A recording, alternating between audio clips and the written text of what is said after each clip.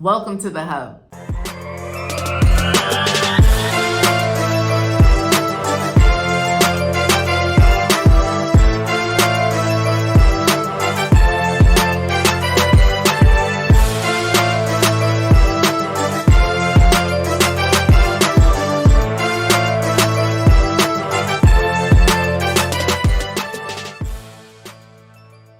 Hey, Wanted Woman, welcome back to the Coach Cash Show.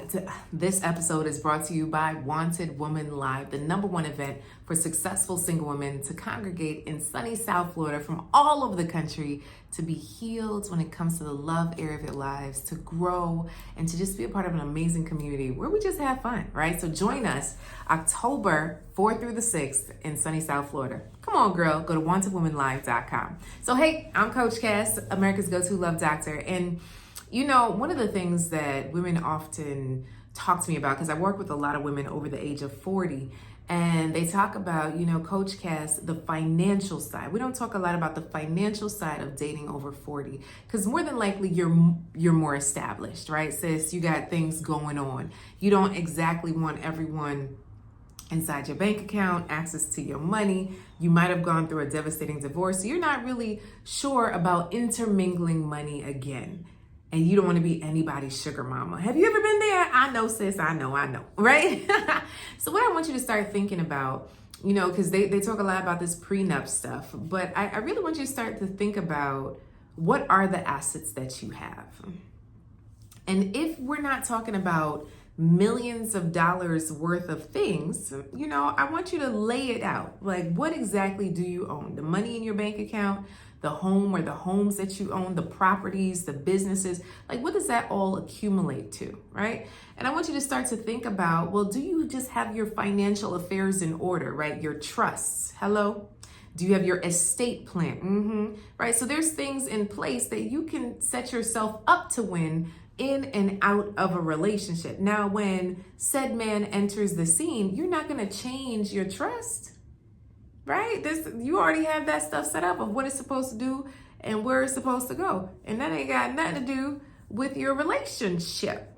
Hallelujah. So we don't necessarily always have to go the prenup route, but there are other ways to be able to protect premarital assets. Okay, so I'm just going to throw that out there. Speak to your accountant, speak to your lawyer, speak to some people about that. Okay, so now when we're talking about, all right, our relationship and when do you talk about finances, I think finances is something that kind of comes up automatically. For instance, I remember dating a guy and I'd want to go to the park and he'd be concerned about the gas money. Now, mind you, this is earlier days, like closer to after college, when people were just broke, right?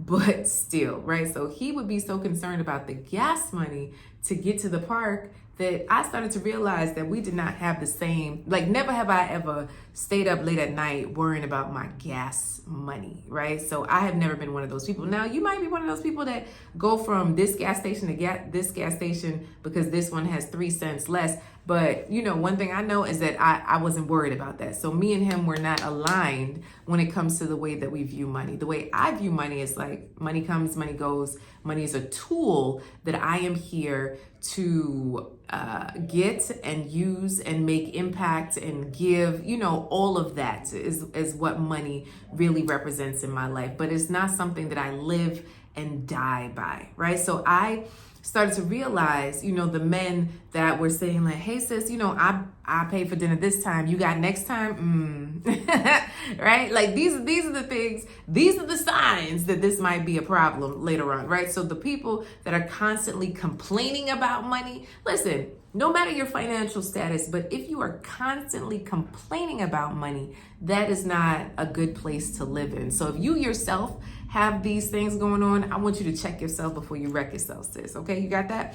But then now when we're dating, when do you start to talk about finances? You start to pay attention. And now the Love Deck, right? Shameless plug, does have questions in there around money that you can simply bring up as a game that we play around finances and our money stories. But outside of that, if things start to get serious, one thing that Andy and I did is we took Financial Peace University. And no, they are not paying me for this episode, but it was beautiful to go through a couple of weeks of just talking about finances and how we were raised and what does it mean. And through this class, we realized that it is not important for us to keep up with the Joneses. And so often when people get married, they're trying to keep up with other people or their parents or more established folks. They're trying to do what everybody else is doing, and they're not really looking at what they can afford and what it is. My husband and I lived in the same house for almost a decade, my 2-bedroom condo. We recently bought a house with all the house bills and all the house fixings, and